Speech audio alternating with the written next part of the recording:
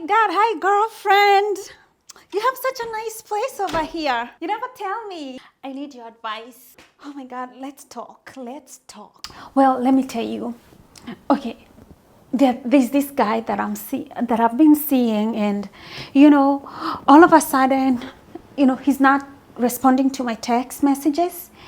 Maybe I should text him one more time. I don't know why he's not responding. You think he'll respond? Well, how many times have you been texting him when he's not responding? Well, let me see.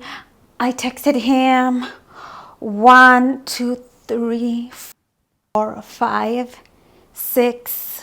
Stop. I've sent him like 19 messages and he hasn't responded. Did he tell you that he doesn't want a relationship with you? Well, he texted me that he doesn't want a relationship, but I feel that he doesn't understand what, like, a wonderful relationship that we could have, because, to be honest, I have this figured out. We could be an amazing couple if he just get to know me a little bit. Just a little bit more. If he gave me the time, he would actually understand that I am actually perfect for him, that we can have this wonderful relationship. He just needs to a little bit more time with me, and then he'll get it. He'll just get it. Okay. Sometimes it happens. Not because you're not lovable. You might not even be his type.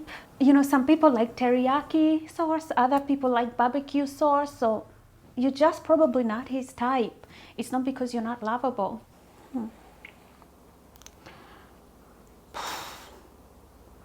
Please tell me, please, just tell me the truth.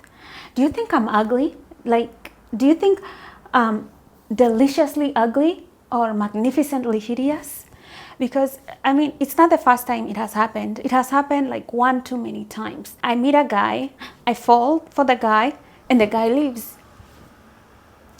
So do you think it's the way I look? Do you think I'm ugly? Well, let me tell you, even if it was true that you are magnificently ugly, right? Mm-hmm. And it's not true, by the way. It's not true, by the way. I do think you could use a little bit of makeup. I don't think it could harm you to just put on a little bit of makeup.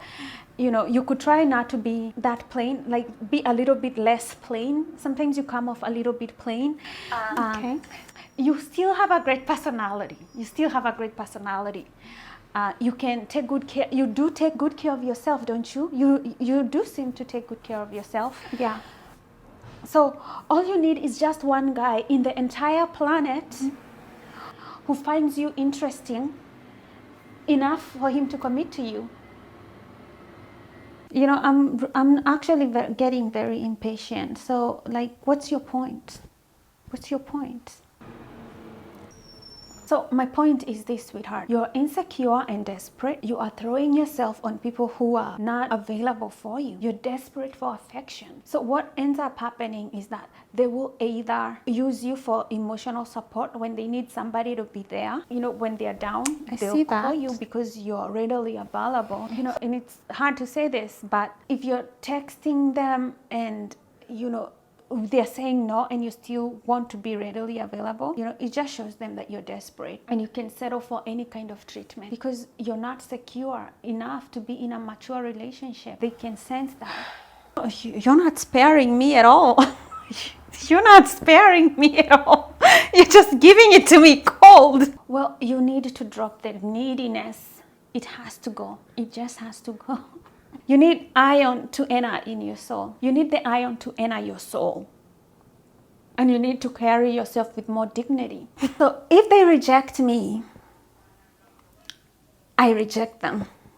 That's carrying myself with dignity. If somebody doesn't want me to be with them, then I just reject them. I'd be like, okay, you don't want to be with me. I understand. I just reject them as well. Yes. Yes.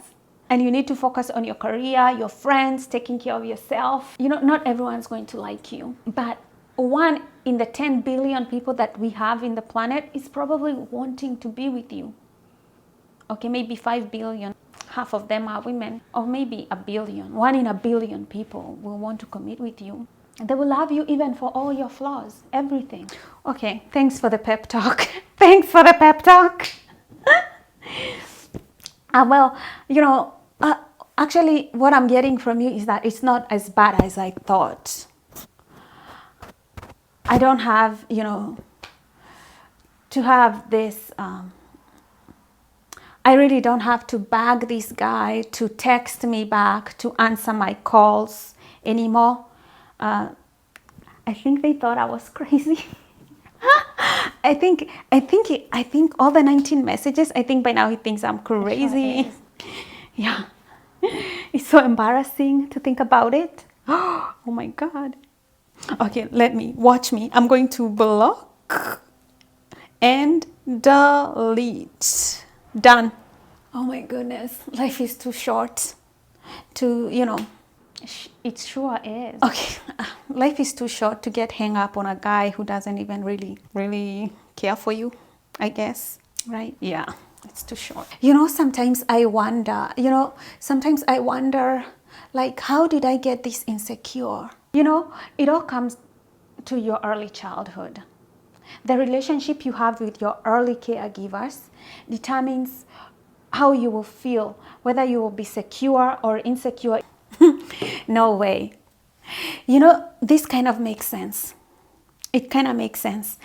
My mother was always kind of distant, uninterested.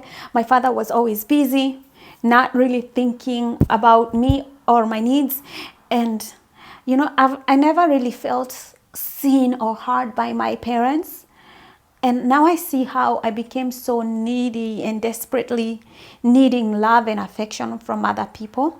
It can especially affect the dating habits that you have. So you mean I can blame my parents, right? I can blame them? You can, but what good will that do you? This will help you explain why you're insecure. But you have the power to love and accept yourself as you are now, right? You have the power to do so. And the power to decide how to become more brave and more courageous. You have to become the person who treats themselves and other people with dignity. Respecting people when they say no, just shows that you've advanced in a level of self-respect. And it also helps you build your character. And when you build your character, now you become ready for a more mature relationship.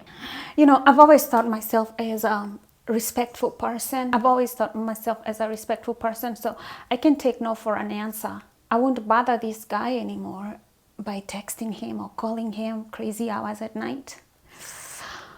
Whew.